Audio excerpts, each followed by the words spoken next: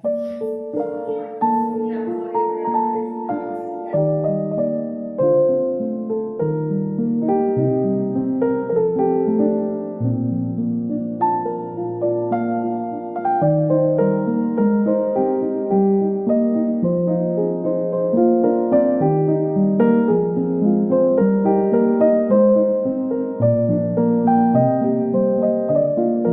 ಎಲ್ರಿಗೂ ನಮಸ್ತೆ. ಎಲ್ರು ಹೇಗಿದ್ದೀರಾ? ಎಲ್ರು ಚೆನ್ನಾಗಿದ್ದೀರಾ ಅನ್ಕೊಂತೀನಿ. ವೆಲ್ಕಮ್ ಟು ಕಲಾ ಕನ್ನಡ ವ್ಲಾಗ್ಸ್. ನಾವು ಇವತ್ತು ತೋರಿಸ್ತಾ ಇರೋದು ಸೋಲ್ ದೇವನಹಳ್ಳಿಲಿ ಇರ್ತಕ್ಕಂಥ ಲೀಲಾವತಿ ಅಮ್ಮನವರ ಸ್ಮಾರಕ. ಅಲ್ಲಿಗೆ ಹೋಗಿದ್ದಂತ ಒಂದು ವಿಡಿಯೋನ ನಾನಿಲ್ಲಿ ಶೇರ್ ಮಾಡ್ತಾ ಇದ್ದೀನಿ. ಇದಿರೋದು ನೆಲಮಂಗಲ ಕುಣಿಗಲ್ ಬೈಪಾಸ್ ಇಂದ ಒಂದು 10-12 ಕಿಲೋಮೀಟರ್ ಒಳಗಡೆ ಹೋಗ್ಬೇಕು. ಸೋಲ್ ದೇವನಹಳ್ಳಿ ಅಂತ ಅಲ್ಲಿ ಇರ್ತಕ್ಕಂಥ ಸ್ಮಾರಕ ಲೀಲಾವತಿ ಅಮ್ಮನವರ ದೇಗುಲ.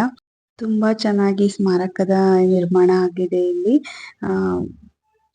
ಒಳಗಡೆ ಎಂಟ್ರಿ ಆಗ್ತಿದ್ದಂಗೆ ಈ ತರ ಪ್ರತಿ ಎಲ್ಲ ಸುತ್ತ ಗೋಡೆಗಳ ಮೇಲೆ ಅವರು ಅಭಿನಯಿಸಿದಂತ ಚಿತ್ರಗಳ ಒಂದಷ್ಟು ಭಾವಚಿತ್ರಗಳನ್ನ ಇಲ್ಲಿ ಹಾಕಿದ್ದಾರೆ.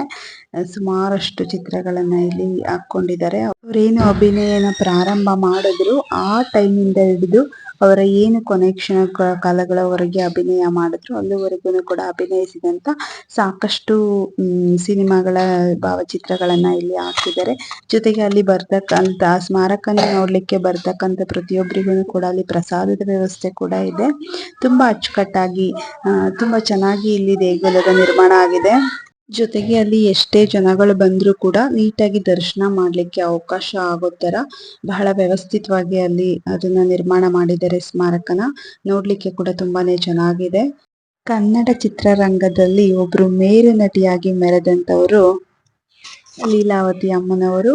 ಸೊ ಅವರ ಅಭಿನಯದ ಸಾಕಷ್ಟು ಚಿತ್ರಗಳು ಕನ್ನಡದಲ್ಲಿ ಒಳ್ಳೆ ಒಳ್ಳೆ ಹೆಸರುಗಳನ್ನ ಮಾಡಿತ್ತು. ಸೊ ಅಂತ ಒಬ್ರು ತಾಯಿಯ ನೆನಪಿಗಾಗಿ ಅವರು ಮಗನಾದಂತ ವಿನೋದ್ ರಾಜ್ ಅವರು ನಿರ್ಮಿಸಿದಂತ ಸ್ಮಾರಕ ಇದು.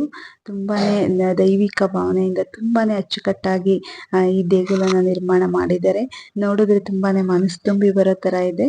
ಸೊ ಈ ಸ್ಮಾರಕದ ಒಂದು ಕಿರು ಪರಿಚಯ ನಿಮಗಾಗಿ ಈ ವಿಡಿಯೋದಲ್ಲಿ ನೋಡಿ.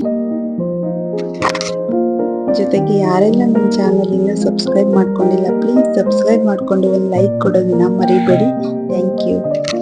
ಜೊತೆಗೆ ಏನ್ ಈ ಫೋಟೋಗಳಿದೆ ಅದು ಸ್ಮಾರಕದ ಸುತ್ತ ಗೋಡೆಯಲ್ಲಿ ಇರ್ತಕ್ಕಂಥ ಗೋಡೆ ಏನಿದೆ ಸ್ಮಾರಕದ ಸುತ್ತ ಮಾಡಿರ್ತಕ್ಕಂಥ ಗೋಡೆಗೆ ಹಾಕಿರ್ತಕ್ಕಂಥ ಫೋಟೋಗಳು. ಮಧ್ಯಭಾಗದಲ್ಲಿ ಸ್ಮಾರಕ ಇದೆ.